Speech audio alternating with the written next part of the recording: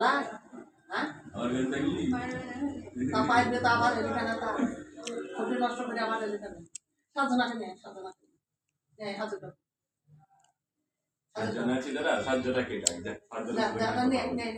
তার মধ্যে একজন তো আমার কাছে থাকবে আমাদের কাজ টাজ করবে হ্যাঁ রান্না করে দেবে কোনখান করলে আর কোনখান রান্না না শুনে নিয়ে দেখ সুদাইতে জানে তাহাতে আসতে কজন আসছে এখানে কজন আছে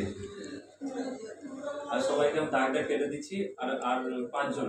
আর 5 জন আগে দাগ এখন ঘেরা আছে ঢুকতে পারবে না আমি ঘেরাটা কেটে দিচ্ছি আমার কাছে পাটা আছে